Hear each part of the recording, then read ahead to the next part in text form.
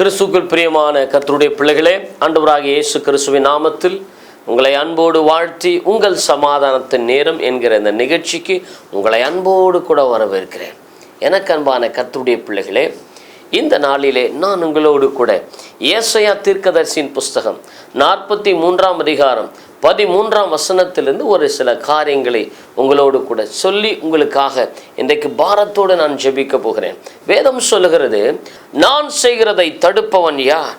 கர்த்தருடைய பிள்ளைகளே, இன்றைக்கு உங்கள் வாழ்விலே உங்களை கொண்டு தேவன் பெரிய காரியங்களை திட்டம் பண்ணி வைத்திருக்கிறார்.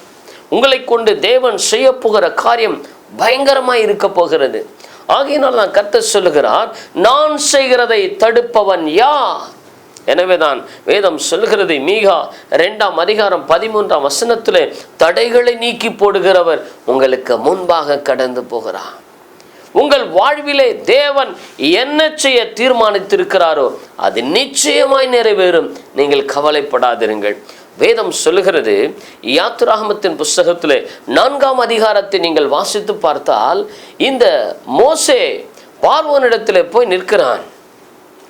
கர்த்தர் சொல்லுகிறார், என் ஜனங்களை போகும்படி வனாந்தரத்திலே எனக்கு ஆராதனை செய்யும்படி என் ஜனங்களை போகவிடு என்று சொல்லும் பொழுது, இந்த பார்வோன் அவன் அனுமதிக்கவே இல்லை.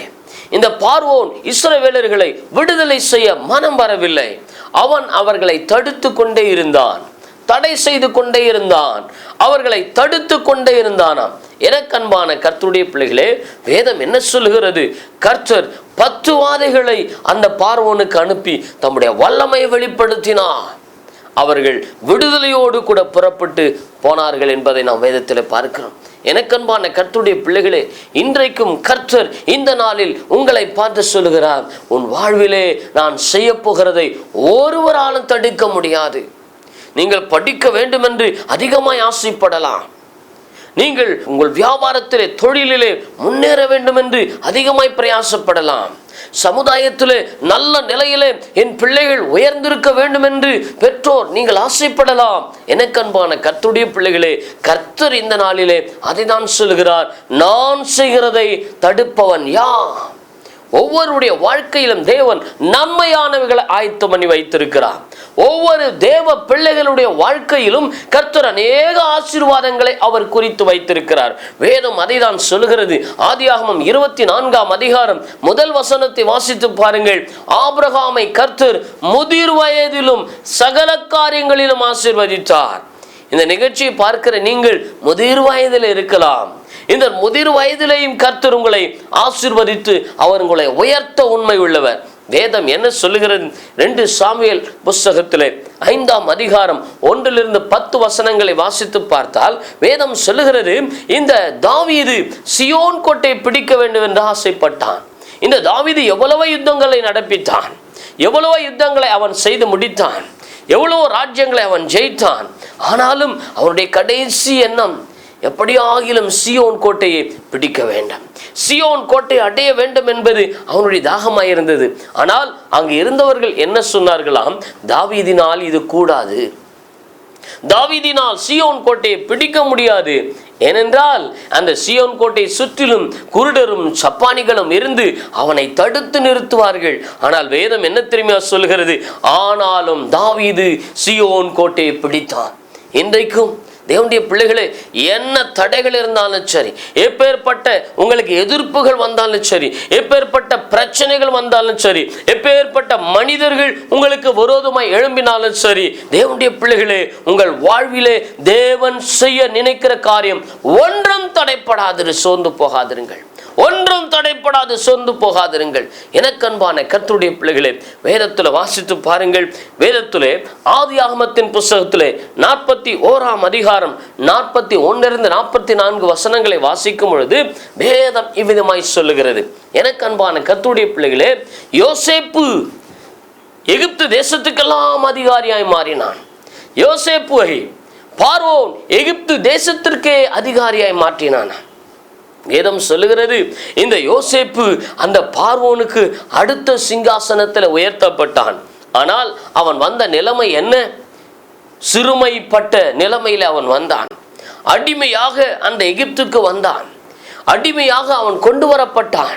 அடிமையாக அவன் வீட்டிலே வேலை செய்து கொண்டிருந்தான்.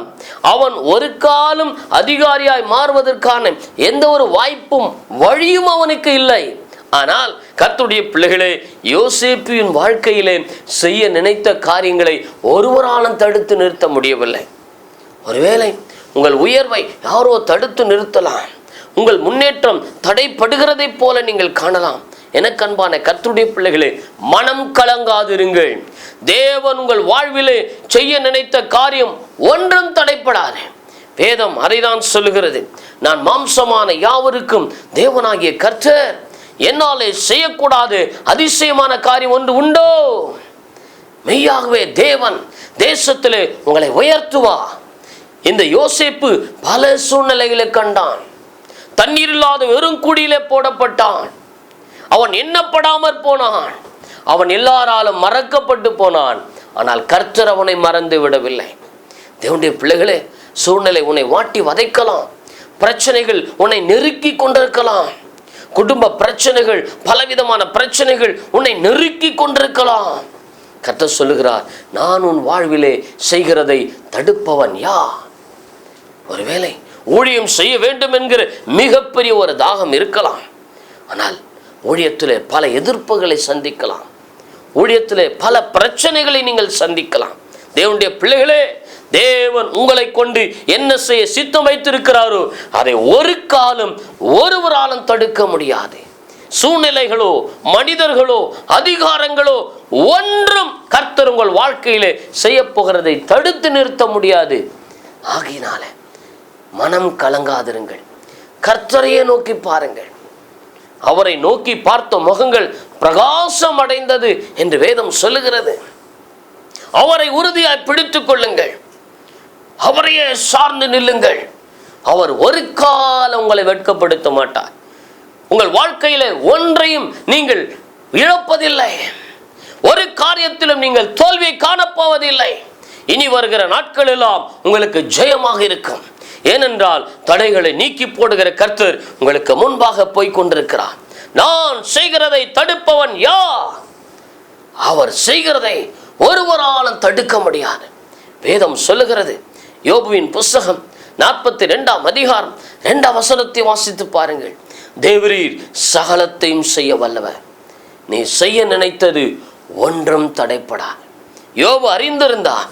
வியாதியின் நேரத்தில், எல்லாராலும் கைவிடப்பட்ட நேரத்தில், தனிமையாய் விடப்பட்ட நேரத்தில் பயங்கரமானது. யாத்ரா 34:10 கர்த்தர் அதை தான் சொல்லுகிறார். நான் உன்னோட கூட இருந்து செய்யும் காரியம் பயங்கரமாயிருக்கும். கர்த்தர் உன்னை கொண்டு பெரிய காரியங்களை செய்ய போகிறார். உன் வாழ்விலே பலத்த அதிசயங்களை நீ காணப்போகிறாய். உன் கண்களுக்கு முன்னாலே கர்த்தர் வெளியரங்கமான அதிசயங்களை காணப்போகிறார். தேவனுடைய பிள்ளைகளே, கண்ணீர் விட்டு கதறி அழுது கொண்டிருக்கிறாயோ, உன் கண்களில் வடிகிற கண்ணீரை துடைத்துக்கொள். இதோ உனக்காக தேவன் யுத்தம் பண்ணும்படி இறங்கி வந்திருக்கிறார். உனக்காக தேவன் பெரிய காரியங்களை செய்யும்படி இறங்கி வந்திருக்கிறார். மனம் கலங்காதே. இந்த யோபு எவ்வளவோ சூழ்நிலைகளை பார்த்தான். வியாதியை பார்த்தான், கஷ்டத்தை பார்த்தான், மனைவியால் புறக்கணிக்கப்பட்ட சூழ்நிலை, நண்பர்கள் அவனை பகைத்து அவனை ஏளனப்படுத்துகிறார்கள். ஒரு பகுதிக்கே ஒரு பெரிய செல்வந்தனாய் இருந்தவன். அவனுடைய நிலைமை பரிதாபமாய் மாறி போனது. ஆனாலும் அவன் விசுவாசத்திலே தளர்ந்து போகவே இல்லை. விசுவாசத்திலே அவன் குன்றி போகவில்லை. கர்த்தருடைய பிள்ளைகளே, இந்த காலை நேரத்தில் இந்த நிகழ்ச்சியை பார்த்து கொண்டிருக்கிற நீ ஒருவேளை நம்பிக்கை இழந்து போனாயோ, நம்பிக்கை விட்டு விட்டாயோ, முயற்சி எடுத்தும் பலன் இல்லை, நம்பிக்கை இழந்த நிலைமையில நீ இருக்கிறாயோ, கர்த்தர் உன்னை பார்த்து சொல்லுகிறார், நான் உன் வாழ்க்கையில செய்ய போகிறதை தடுப்பவன் யார்? சோர்ந்து போகாதே. தேவன் உனக்கு முன்பாக சென்று கொண்டிருக்கிறார். ஆண்டவருடைய கரம் இந்த நாளில் உண்மையில் வந்து அமர்ந்திருக்கிறது. கர்த்தருடைய வல்லமை உன்னை மூடிக்கொண்டிருக்கிறது. நீ ஒரு பயந்த சூழ்நிலையிலே காணப்படுகின்றாய். கர்த்தருடைய பிள்ளையே, ஆண்டவர் சொல்லுகிறார், நான் உன் வாழ்க்கையிலே செய்ய போகிறதை தடுப்பவன் யார்? நான் செய்கிறதை தடுப்பவன் யார்? என்னோடு கூட சேர்ந்து நீங்களும் ஜெபிப்பீர்களா? எப்பேற்பட்ட தடையா இருந்தாலும் கர்த்தர் அந்த தடைகளை என்றைக்கு மாற்றி உங்களை ஆசீர்வதிக்க போகிறார். நாம் ஜெபமனோமா. எங்கள் பரலோக நல்ல பிதாவே, இந்த ஆசீர்வதிக்கப்பட்ட இந்த நல்ல நேரத்திற்காக ஸ்தோத்திரம். நான் செய்கிறதை தடுப்பவன் யார்? ஆண்டவரே, உம்முடைய பிள்ளைகளுடைய வாழ்க்கையில நீர் அநேக காரியங்களை திட்டம் பண்ணி வைத்திருக்கிறேன். இன்றைக்கும் பல தடைகளோடு இருக்கிறேன். எதை பார்த்தாலும் தடை, எது எடுத்தாலும் தடையாக இருக்கிறது என்று மனம் கலங்கி இந்த நிகழ்ச்சிக்கு முன்னால ஜெபித்து கொண்டிருக்கிற அன்பு தாயாருக்காக ஜெபிக்கிறேன் அப்பா. ஒவ்வொருவருக்காக ஜெபிக்கிறேன். இன்றைக்கு நான் செய்கிறதை தடுப்பவன் யார் என்று சொன்ன அந்த வார்த்தையின்படி கர்த்தர் இறங்கி எல்லா தடைகளும் உடைப்பீராக, எல்லா தடைகளையும் அப்புறப்படுத்துவீராக. ஆண்டவரே, வியாபாரத்தில் இருக்க தடைகளை மாற்றுவீராக. முன்னேற்றத்துக்கு ஆண்டவரே தடையா இருக்கிற தடைகளை மாற்றுவீராக. வேலை கிடைக்க கூடாதபடிக்கு இருக்கிற தடைகளை மாற்றுவீராக. திருமணம் நடக்க கூடாதபடிக்கு இருக்கிற தடைகளை கர்த்தர் மாற்றுவீராக. ஆண்டவரே, வர வேண்டிய பணம் இன்னும் வரவில்லையே, தடையாக இருக்கிறதே என்று அங்கலாய்க்கிற அந்த தடைகள் இப்பொழுது மாறுவதாக. வர வேண்டிய நன்மைகள் எல்லாம் இயேசுவின் நாமத்தில் நம்முடைய பிள்ளைகளின் சிரசின் மேல் வந்து தங்கட்டும் அப்பா. ஆறுதல் இல்லாமல் நிம்மதி இல்லாமல் இருக்கிற ஒவ்வொருவருக்காக ஜெபிக்கிறேன். கர்த்தர் இறங்கி ஆறுதல் படுத்தும். வியாதியின் படுக்கையில் இருக்கிற ஒவ்வொருவரையும் கர்த்தர் சுகமாக்குவீராக. படிக்கிற பிள்ளைகள் ஒவ்வொருவரையும் ஆண்டவர் ஆசீர்வதிக்கும்படியா ஜெபிக்கிறேன். திருமணம் ஆகாது இருக்கிற ஒவ்வொரு பிள்ளைகளுக்காக ஜெபிக்கிறேன். திருமண காரியங்கள் நடப்பதாக. வேலைக்காக எதிர்பார்த்து கொண்டிருக்கிற பிள்ளைகளுடைய வாழ்க்கையில வேலைகள் கிடைப்பதாக. விரும்புகிறபடி ஆகட்டும் என்று ஜெபிக்கிறேன். இந்த நிகழ்ச்சியை தாங்குகிற அன்பு பிள்ளைகள் ஒவ்வொருவருக்காக ஜெபிக்கிறேன். இந்த நிகழ்ச்சிக்காய் காணிக்க அனுப்பின பிள்ளைகளுக்காக ஜெபிக்கிறேன். கர்த்தர் அவர்களை ஆசீர்வதிக்கும்படி ஜெபிக்கிறேன் அப்பா. உடைய நாமம் மகிமைப்படட்டும். இயேசுவின் நாமத்தில் ஜெபிக்கிறோம் நல்ல பிதாவே. ஆமென், ஆமென், ஆமென். எனக்கு அன்பான கர்த்தருடைய பிள்ளைகளே, இந்த நிகழ்ச்சி உங்களுக்கு ஆசீர்வாதமாய் இருந்திருக்குமேயானால் திரையில் நீங்கள் காண்கிற இந்த விலாசத்திலே எங்களோடு கூட உங்கள் சாட்சியை நீங்கள் எழுதி அனுப்புங்கள். கர்த்தர் உங்களை ஆசீர்வதிப்பார். உங்களுடைய ஜெப விண்ணப்பங்களை இந்த விலாசத்தின் மூலமாக, கடிதத்தின் மூலமாக எங்களுக்கு தெரியப்படுத்துங்க. நாங்கள் உங்களுக்காக ஜெபிக்கிறோம். விசேஷமாக நீங்கள் திரையில் காண்கிற இந்த தொலைபேசி எண்ணில் நீங்கள் தொடர்பு கொள்ளும்போது நான் உங்களுக்காக இந்த நேரத்தில் ஜெபிக்க நான் ஆயத்தமாக இருக்கிறேன். இந்த எண்களை எடுத்துக்கொள்ளுங்கள். இந்த நிகழ்ச்சி தாங்க விரும்புகிறவர்கள் உற்சாகமாக உங்கள் காணிக்கைகளை நீங்கள் செலுத்தும்படி உங்களை அன்போடு கூட கேட்டுக்கொள்கிறேன். கர்த்தர் உங்களை ஆசீர்வதிப்பாராக. God bless you. God bless you.